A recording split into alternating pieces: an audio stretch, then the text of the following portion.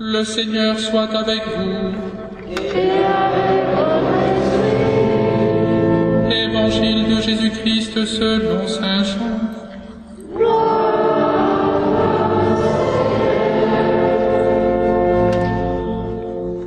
En ce temps-là, Jésus passa de l'autre côté de la mer de Galilée, le lac de Tibériade.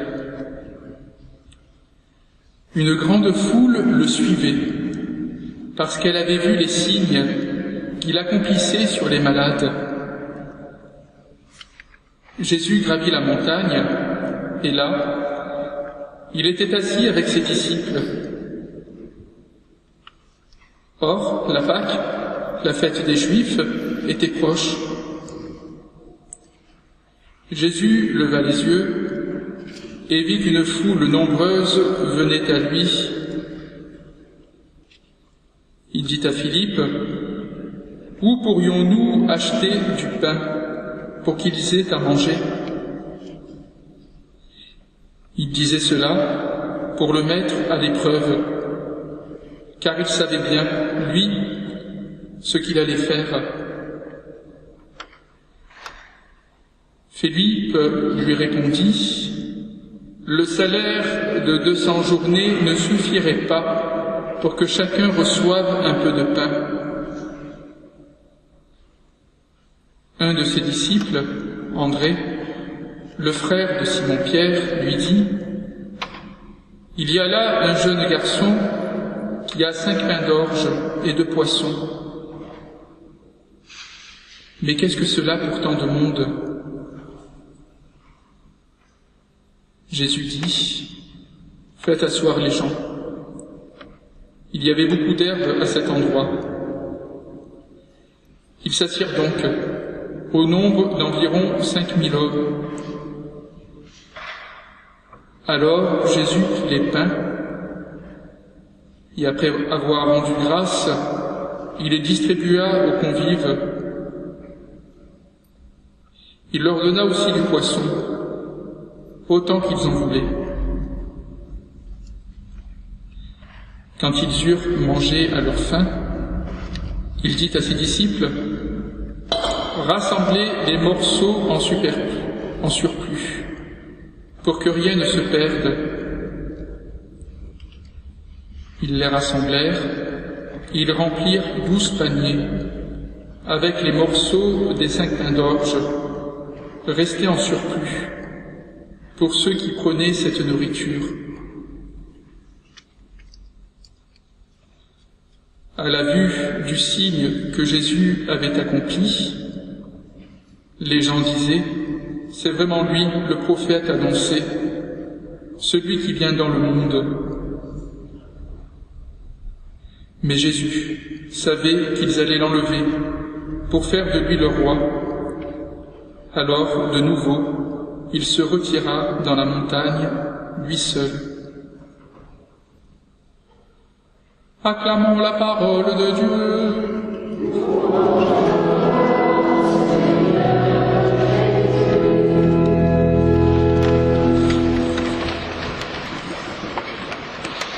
Ainsi parle le Seigneur, on mangera, il en restera. Beaucoup de saints dans l'histoire de l'Église ont pris à la lettre ce verset du livre des Rois et que nous avons entendu de notre première lecture. Pour cela, en effet, il n'y a rien de plus important que de faire une confiance totale à la Providence à partir du moment que nos intentions sont bonnes et qu'elles sont soumises à Dieu. Tout est permis, même les choses les plus folles. Nourrir les affamés, guérir les malades, ressusciter les morts. Demandez et vous recevrez, nous dit encore l'Évangile. Mais pour recevoir quoi exactement ? Qu'attendons-nous pour nous-mêmes et pour les gens qui nous sont chers ?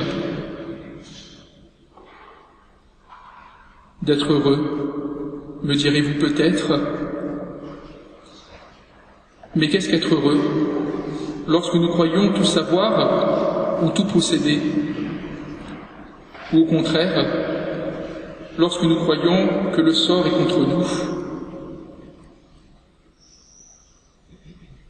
Quel est notre besoin réel? Quelle est la nature de notre fin corporelle ou spirituelle? Nous croyons que Dieu sait toutes choses, y compris ce qui est dans le secret de nos cœurs et que nous croyons ignorer. Cela suppose qu'il connaît notre besoin véritable avec une longueur d'avance sur nous. Ce passage dépeint nous enseigne donc une chose fondamentale pour nous aider à purifier nos demandes de prière. Le Seigneur est juste en toutes ses voies, fidèle en tout ce qu'il fait. Il est proche de tous ceux qui l'invoquent en vérité, nous enseigne encore le psaume que nous avons proclamé. La vérité, Dieu seul la possède complètement. Nos demandes de prière sont donc avant tout une sorte de recherche spirituelle que nous entreprenons avec le souci de faire d'abord la volonté de Dieu, comme nous le disions plus haut.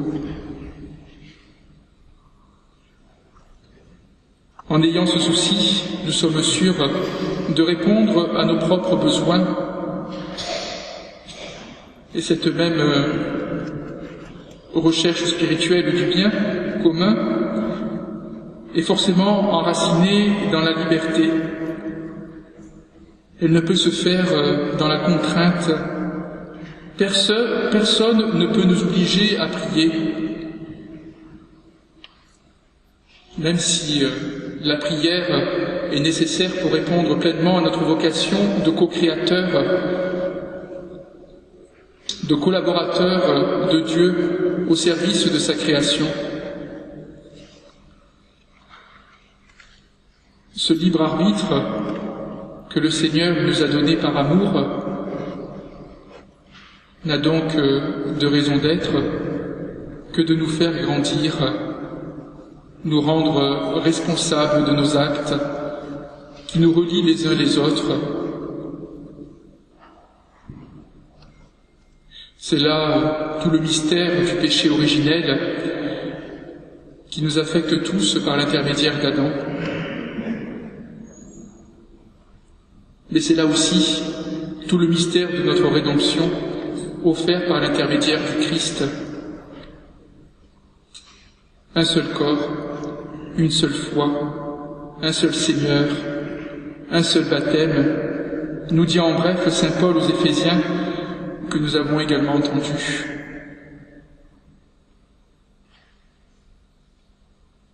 C'est cette même foi qui habite nos frères et sœurs aînés dans l'Ancien Testament. Nous le voyons avec ce serviteur qui se tourne vers Élisée, qui lui-même est tourné vers Dieu, devant une foule de gens affamés. Oui, comment ne pas ressentir de la compassion? Comment ne pas demander au Maître de toutes choses de ne pas nourrir cette foule qui n'a pas seulement faim du pain de la terre, vous l'avez compris, mais également du pain du ciel.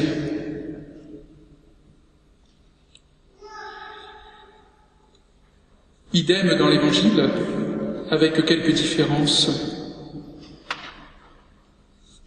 qu'il est bon de retenir. Déjà, il est beau de voir que c'est un jeune garçon qui a le nécessaire pour accomplir ce miracle. Celui-ci a 5 pains et 2 poissons. Sur le plan humain, raisonnable, il est impossible de nourrir une foule avec cela. Et pourtant, à la demande du Seigneur, le jeune garçon ne va pas hésiter à faire confiance, à avoir foi. Le miracle, la demande d'intercession, va alors pouvoir se produire. La spontanéité de l'enfant va permettre alors à la grâce d'agir. Deuxième remarque, cette même grâce agissante ne peut nous donner qu'en abondance. On le voit encore dans ce passage. Ils rassemblèrent, ils remplirent 12 paniers avec les morceaux des 5 pains d'orge. Et tout ça encore grâce à l'humilité de cet enfant.